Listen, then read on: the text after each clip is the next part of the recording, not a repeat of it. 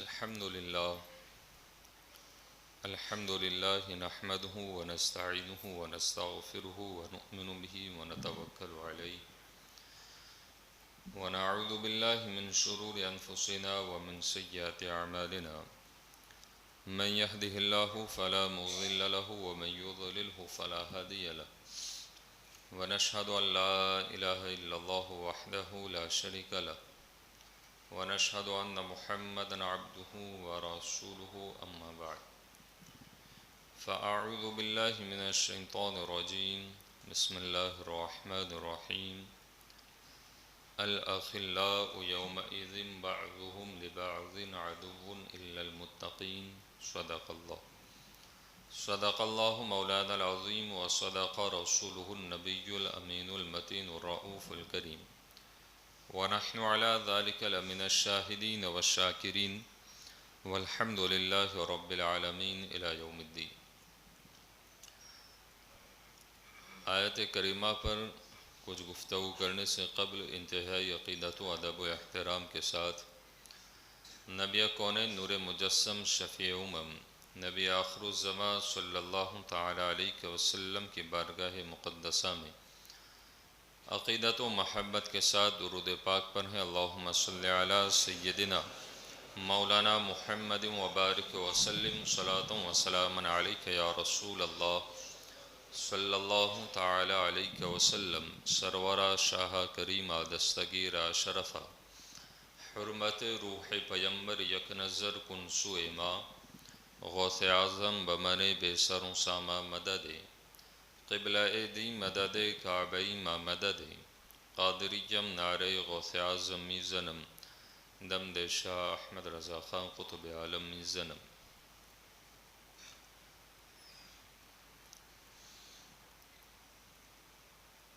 اللہ رب العزت نے قرآن کریم برہان رشید کے اندر ہر طرح کے رشتے کے تعلق سے احکامات سمجھائی ہیں اور اس کے آداب، اس کے تمام احکامات کو مکمل ذکر بھی کیا ہے۔ غالباً یہ ہمارا تیسرا جمعہ ہے اس آیت کریمہ کے ماتحت کچھ بات پیش کرنے کے تعلق سے کہ دوستی کا اثر کیا ہوتا ہے جو آج کسی کی نگاہ سے چھپا اور ڈھکا نہیں ہے،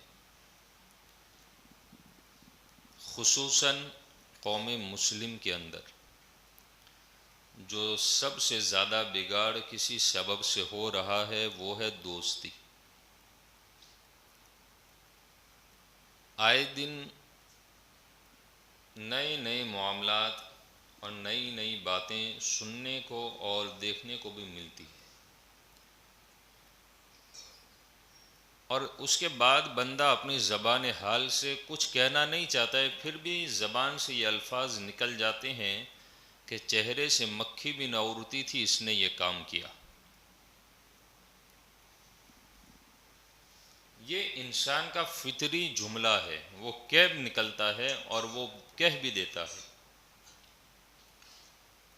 آخر یہ اسباب پر غور نہ کرنے کا نتیجہ ہے، اور اس کے اندر سب سے بڑی جو خطا کرنے والے ہیں وہ ہے والدین۔ کیوں؟ بس ماں باپ نے بچے کو بڑا کر دیا، اب وہ کس انداز سے بڑا ہوا ہے اس سے کوئی تعلق نہیں ہے، بس بڑا ہو گیا، اب اس کے ہاتھ کے اندر ایک 15 سے لے کر 20 25 50 ہزار تک کا ایک چھوٹا سا کھلونا موبائل کی صورت میں دے دیا، اب وہ کیا کر رہا ہے کوئی فکر نہیں۔ اور اس کے بعد جب نتائج اس کے والدین تک پہنچتے ہیں تو ماں باپ صرف سر پر ہاتھ رکھنے کے سوا کچھ نہیں کرتے، بلکہ وہ یہی کہتے ہیں کہ اب ٹینشن بڑی زندگی مجھے میری اولاد نے دے دی۔ میں کہتا ہوں کہ اس ٹینشن بڑی زندگی دینے سے پہلے تم نے اپنی اولاد کو ذریعہ معاش میں بالکل اسے ٹینشن دیا ہی نہیں، بالکل اس کو ایسا فری کر دیا کہ تم میری حیاتی میں جتنا عیش کرنا چاہو کر گزرو، میرے بعد تم کمانے کے لائق بن جانا، محنت کرنا، اور زندگی بھر کے لیے تمہارے لیے میں مال جمع کر لوں گا، تم آزاد گمو، جیسا کرنا چاہو ویسے کرو۔ کس سے دوستی کر رہا ہے کوئی مطلب نہیں، کس کے ساتھ گھوم رہا ہے کوئی مطلب نہیں، کیا کر رہا ہے کوئی سروکار نہیں۔ اور پھر یہ قوم کہتی ہیں کہ ہماری اولادیں تباہ ہو رہی ہیں، اور تباہ ہونے کے اسباب ہمارے دہلیز پر لا کر کھڑی کرتی ہے۔ میں کہتا ہوں کہ یہ چیز آنے سے پہلے آپ نے اپنی اولاد پر کتنا دھیان دیا، اس پر کتنی نظریں جمائی، اس کے تعلق سے آپ نے کیا اسے نصیحتیں کی؟ نتھنگ، کوئی چیز نہیں ہے۔ اس کا جواب اللہ ماشاء اللہ چند ہی ماں باپ دے سکتے ہوں کہ ہاں ہم بیٹھتے ہیں اپنی اولاد کے ساتھ، ہاں اس کے شب و روز رات دن پر ہماری نگاہیں رہتی ہے کاروبار کے ساتھ، اور جی پھر اس کے بعد وہ کانڈ کر لیتے ہیں، ہزاروں لاکھوں روپیے کا سر پر بوجھ لاد کر، پھر والدین ٹینشن کے مارے اپنے آپ کو بالکل موت کے دہانے پر لانے والی زندگی دے دیتے ہیں کہ اب تو اس کے سوا میرے لیے کوئی راستہ ہی نہیں بچا، کیونکہ میری اولاد نے مجھے ایسے جال میں پھنسا کر رکھ دیا کہ اب اس سے نکلنا میرے لیے بڑا مشکل اور کٹھن مرحلہ ہے۔ میں کہتا ہوں یہ دوستی کا اثر ہے۔ یہ کیا ہے؟ دوستی کا اثر۔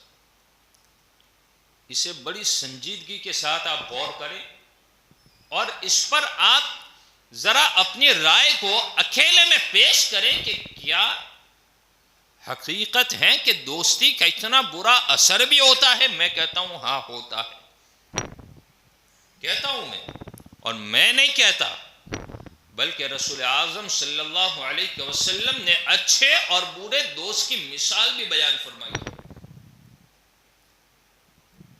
لیکن ایک چیز مجھے بڑی ستاتی ہے جو سمجھ میں نہیں آتی ہے کہ یہ قوم برباد جو ہو رہی ہے،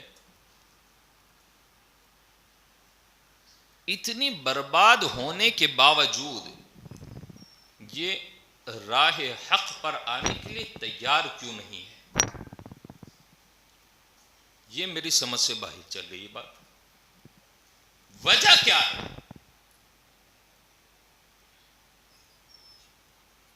کیا وہ چیز ہے جو انسان کو اس راستے سے بھٹکا کر صحیح راستے پر پھر آنے کے لیے اس کا دل نہیں چاہتا ہے؟ سبب کیا ہے؟ جو میں نے اس پر غور و فکر کیا تو ایک ہی چیز میری سمجھ میں آئی۔ آپ کو کوئی اور چیز سمجھ میں آئے تو مجھے بتائیں تاکہ میں اس پر غور کروں۔ مجھے ایک ہی چیز سمجھ میں آئی، وہ کیا ہے جانتے ہیں آپ؟ اور خاص طور پر جوان طبقہ، میری اس غور و فکر پر جو سب سے زیادہ میں جوانوں کے تعلق سے سوچتا ہوں، میرے ہم عمروں کے تعلق سے، تو مجھے ایک بات سمجھ میں آتی ہے کہ انہیں راتوں رات بہترین امیر بن جانا ہے، بس اس کے سوا کچھ نہیں۔ یہی ہے شاید کہ بس محنت نہ کریں، مشقتیں نہ اٹھائیں، تکلیفیں برداشت نہ کریں، کسی کے وہاں پر کام ہم کیوں کریں؟ ہمیں تو بس راتوں رات کہاں سے پیسہ مل جائے اور ہم ایک بہترین سرمایہ دار امیروں کی لسٹ کے اندر ہمارا نام ہونا کہ میں بھی ایک امیر انسان ہوں۔ شاید یہی بات میری سمجھ میں آئی ہے غور و فکر کے بعد۔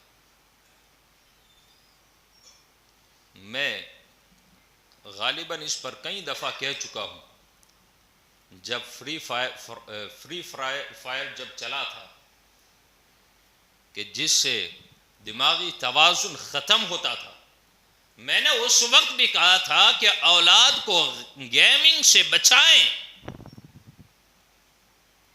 اب آپ کے سامنے ہر طرح کی گیم کو لا کر رکھ دیا، آخر میننگ کیا ہے گیم کا؟ کیا ہے اس کی ڈیفینیشن کیا ہے؟ کبھی غور کیا اس پر؟ کبھی نہیں کیا ہے، بس آ گیا، کھیل لیا، قرض میں ڈوب گیا اور پھر باپ کو ایک بہترین بوجھ تلے دھکیل دیا اور پھر کہا کہ بس میں اس سے خودکشی کر کے نجات پا جاؤں اور میرا باپ اسی طرح وہ پھنستا چلا جائے اور وہ ٹینشن بھری زندگی میں وہ ختم ہو جائے. یہ سوچ کیوں آتی ہے جانتے ہیں آپ؟ دین سے بالکل دور ہونے کی وجہ سے. اگر دین کے ذرہ بھر بھی اگر قریب ہوتا نا یہ جوان تو یہ غلط قدم کبھی نہ اٹھا. غیروں کی آپ بات نہ کروں بلکہ صرف آپ کو میں مثال دیتا ہوں. کیا رات 12 بجے اچھے فیملی سے بلونگ کرنے والا کوئی بھی غیر آپ کو آوارہ راستے پر جاتا نہ دکھے گا؟ نہیں دکھے گا. وہ یا تو وہ پڑھائی میں مصروف ہے یا پھر اپنے آگے کے پلاننگ میں مصروف ہے یا پھر اپنے باپ کے کاروبار کو سنبھالنے میں مصروف ہے یا پھر وہ رات کی بہترین نیند اپنے گھر میں آرام سے سو رہا ہوتا ہے. اور ہمارا مسلم جوان صرف رات بھر گیمنگ کھیل کر اپنے وقت کو برباد کر کے اس کے سوا کچھ نہیں ہے. باپ رات میں چاہے کہیں پر بھی جا کے مزدوری کرے, بیٹا کھراٹے لے کر بستر پر آرام کی نیند سوتا ہے. دن گزار دیا, رات پھر ہوئی, بیٹے کے لیے پھر صبح ہوتی ہے جیسے. اس کا سب سے بڑا ذمہ دار اس کا باپ اور اس کی ماں ہے.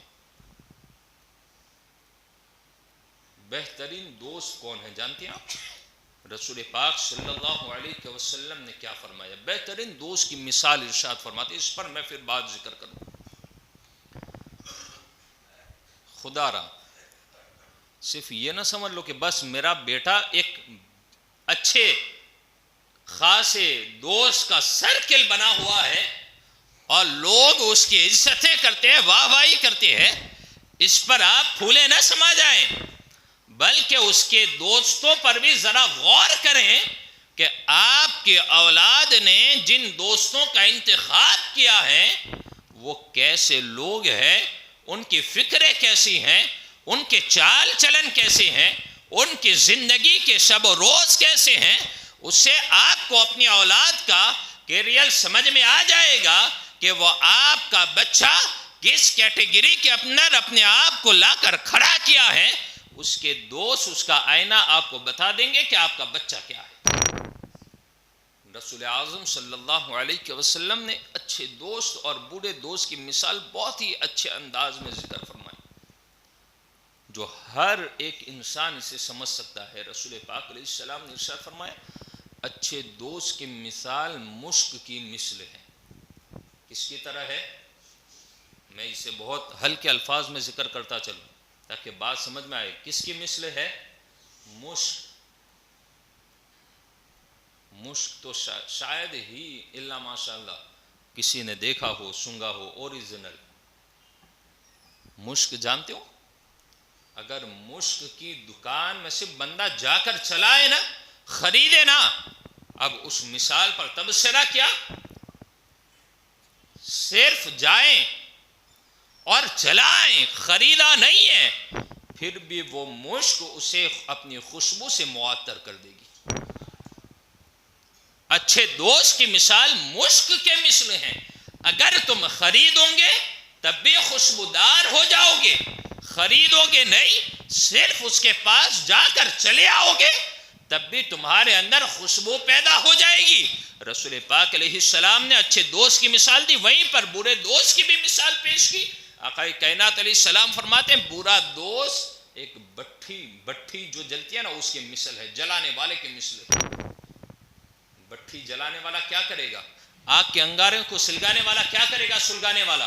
یا تو آپ اس آگ کے پاس جاؤ گے تو خود جل جاؤ گے یا صرف اس کی صحبت اختیار کرو گے تب بھی آپ کو اس آگ سے تپش ملے گی, گرمی کے سوا وہاں کچھ ٹھنڈک نہ ملے گی.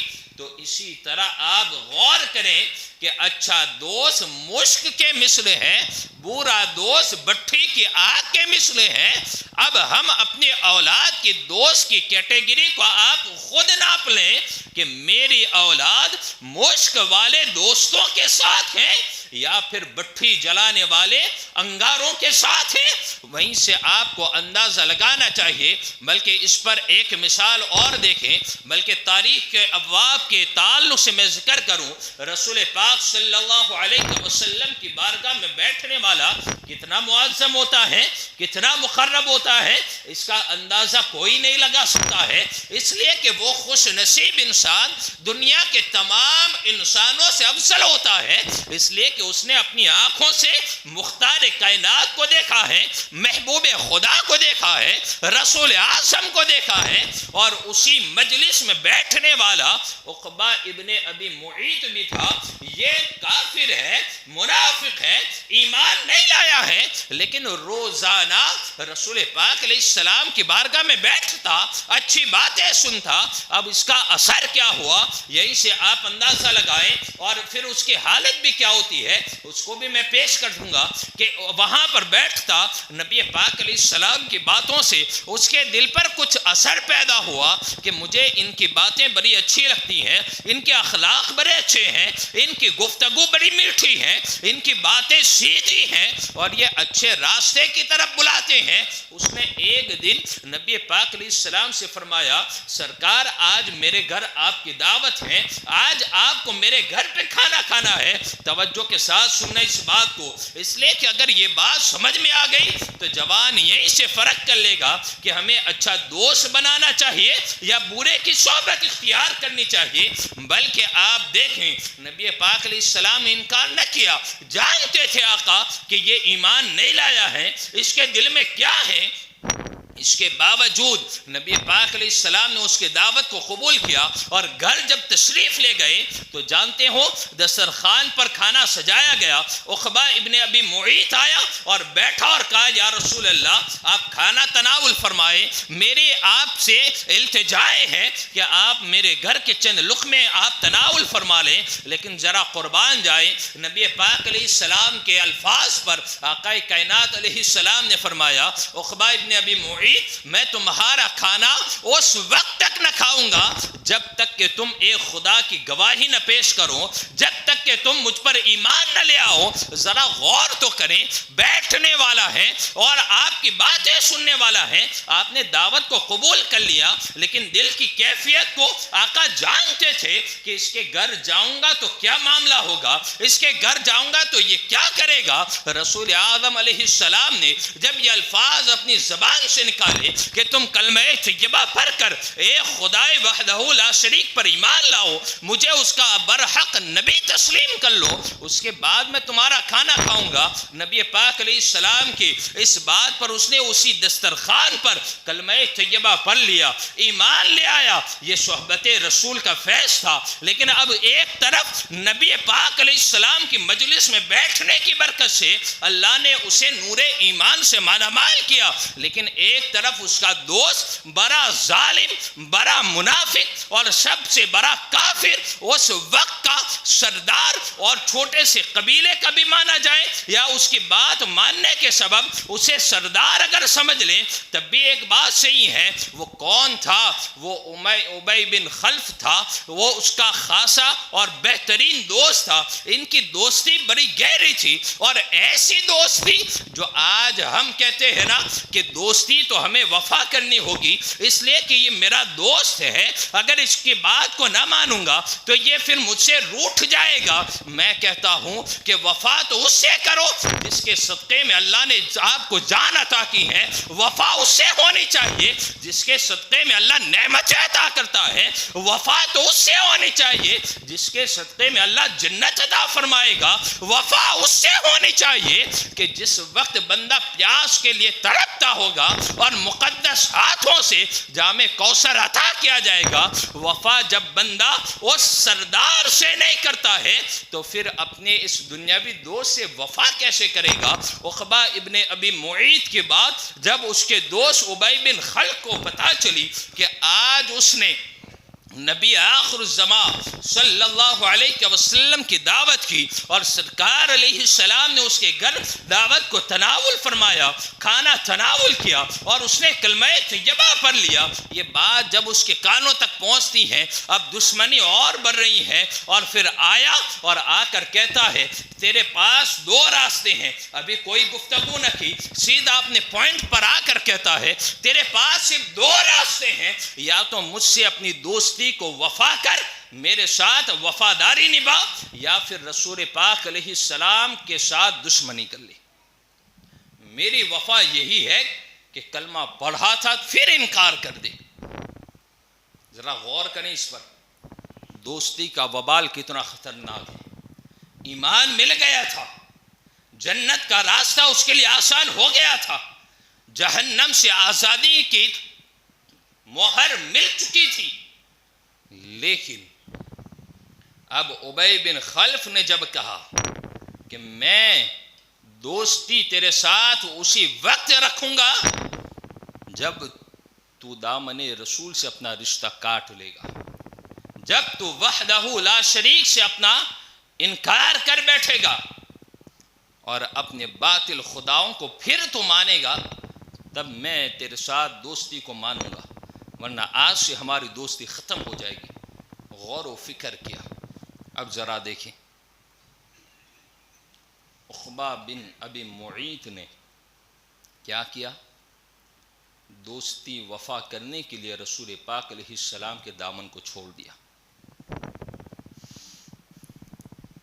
ابی بن خلف بہت ہی بڑا ظالم، بڑا منافق، بڑا کافر اور سب سے بڑا دشمن بھی رسول پاک علیہ السلام کا، اپنے دوست کو اپنی گفتگو میں ایسا پھنسایا اور اس دوست نے اپنی دوستی کی وفاداری کے خاطر دامن رسول کو ترک کیا. اب ذرا دیکھیں قیامت میں اس کا حال کیا ہوگا. یا ویلتنا یا ویلتنا، وہ اس وقت کہے گا ہائے تباہی میری، میں نے یہ کیا کر دیا، کاش میں نے دامن رسول کو نہ چھوڑا ہوتا. کبھی بندہ غصے میں ہوتا ہے نا تو اپنے ہاتھ کو کاٹتا ہے، اپنے دانت کو پیستا ہے. تو ابی بن خلف بھی دانت پیستا ہوا، ہاتھوں کو کاٹتا ہوا اپنے دوست کو یہی کہہ رہا تھا دامن رسول کو چھوڑ دو، اسی میں تمہارے ساتھ میری دوستی باقی رہے گی. یہ بوڑھی دوستی کا ایسا اثر ہوا کہ پھر وہ ایمان سے ہاتھ دھو بیٹھا اور پھر رسول پاک علیہ السلام کی مجلس سے بھی دور ہو گیا اور پھر دامن رسول سے بھی اپنا رشتہ کاٹا. تو پھر اس کی حالت کیا ہوگی؟ قیامت کے دن وہ بندہ وہی کہے گا، عقبہ بن ابی معیط کہے گا کہ میں تو جنت کے راستے پر چل پڑا تھا، لیکن بوڑھی دوستی نے مجھے جنت کے راستے سے ہٹا کر جہنم کے ہمیشہ کے عذاب میں مبتلا فرما دیا. دوستی انسان کے لیے جنت کا راستہ ہے اور جہنم سے لے جانے والا مسافر بھی بنا دیتی. آج اکثر و بیشتر جو ہلاکت ہمارے جوانوں کی ہو رہی ہے نا، سبب ہے بری دوستی کا وبال. اکثر ابھی باہر بیٹھے ہوں گے، اکثر پہلے یہ ہوتا کہ اگر کوئی بڑا آ جاتا اسے دور سے دیکھ کر مسجد کے اندر آ جاتے لوگ کہ ابھی کچھ کہیں گے. اب تو باپ خود اولاد کو نہیں کہہ سکتا ہے بڑا انسان کیا کہے گا. جو اولاد ماں باپ کو منہ توڑ جواب دیتی ہو وہ دوسرے کو جواب نہ دے، یہ کیا پوسیبل ہے؟ جواب دے دے گی وہ. کیوں؟ جب وہ اپنے باپ کی نہیں سنتی ہے تو پھر وہ دوسرے کی کہاں سے سنے گی.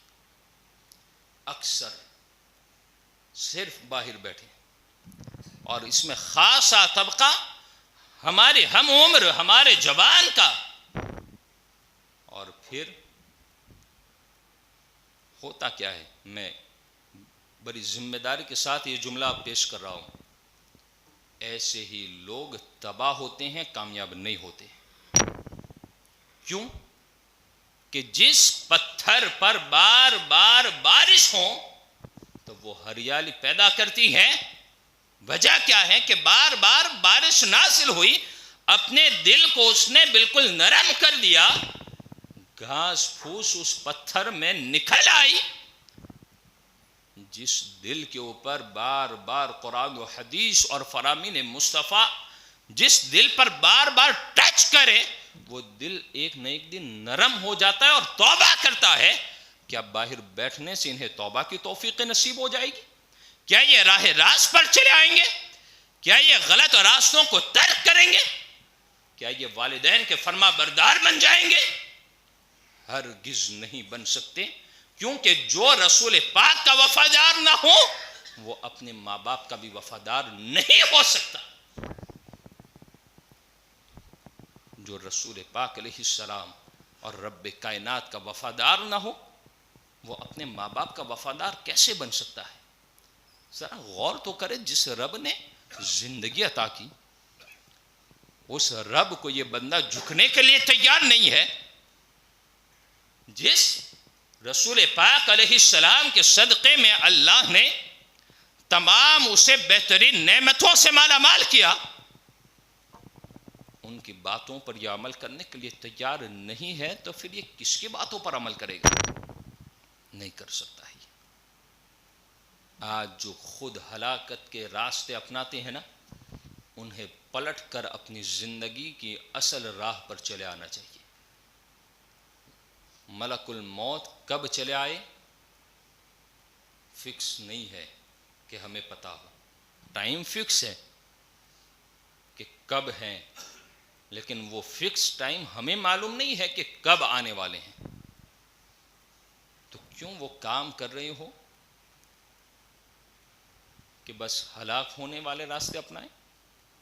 اور قرآن کریم نے اس تعلق سے بھی بندہ مومن کو اجاگر کیا ہے، آگاہ کیا ہے۔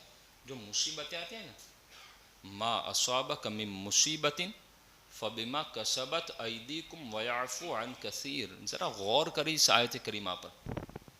ما اصابک من مصیبت، مصیبتوں میں سے کوئی مصیبت نہیں آتی ہے تمہیں، نہیں پہنچتی ہے، لیکن پھر آتی کہاں سے؟ یہ مصیبتیں جو کھڑی ہو رہی ہیں نا، کہ وہ اتنے میں ڈوب گیا، پھر وہ یوں ہو گیا، اب وہ خودکشی کرنے والے راستے پر چل گیا، بڑا وہ ٹینشن میں ہے۔ میں کہتا ہوں ٹینشن میں وہ نہیں ہے، وہ اپنے گھر والوں کو ٹینشن میں ڈال رہا ہے۔ اس نے خود فَبِمَا كَسَبَتْ أَيْدِيكُمْ، اس نے خود مصیبتوں کو خریدا ہے، اس نے خود مصیبتوں کو دعوت دی ہے، اس نے خود مصیبتوں کو بلایا ہے، اس لیے وہ ان مصیبتوں میں پھنسا ہے۔ اگر وہ ان مصیبتوں کو نہ بلاتا تو اللہ نے تو اسے بہترین زندگی عطا کی تھی نا، وہ سکون کی زندگی کاٹ لیتا، جتنا رب نے دیا تھا اسی پر صبر کر لیتا، شکر کر لیتا، اور یہ ایمان اور یقین رکھتا کہ میرے لیے میرے رب نے دنیاوی جتنی نعمتیں رکھی تھی بس مجھے مل گئی، اس سے بہتر میرا رب مجھے آخرت میں عطا فرمائے گا۔ یہ سوچ جس دل میں، جس دماغ میں بیٹھ جائے گی، کبھی وہ بندہ ہلاکت والے راستے پر قدم نہیں اٹھائے گا، کیونکہ اس کا ایمان اور یقین ہے کہ آخرت میں میرے رب نے میرے لیے اس سے بہتر نعمتیں رکھی ہیں، مجھے یہاں کی تنگ دستیاں، یہاں کی کم زندگی آسانی سے گزر جائے، یہ میرے لیے بہتر ہے کہ آخرت میں میں سکون سے جنت والے محل میں اپنی زندگی کو گزاروں۔ بس انہیں تو فاسٹ بس اپنے کو بڑے محل میں رکھ لینا ہے، ایک امیر انسان کی فہرست میں اپنا نام درج کروانا ہے، اب چاہے کچھ بھی ہو جائے اور کسی بھی راستے سے وہ پیسہ آئے کوئی فکر نہیں ہے۔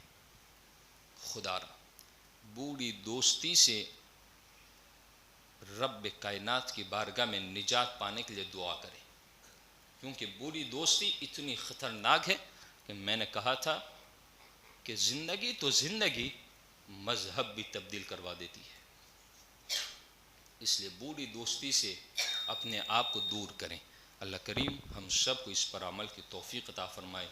دوران گفتگو حمدن سہون لفظاً معنی کوئی خطا ہوئی ہوں مولا کریم ہم سب کی توبہ کو قبول فرمائے.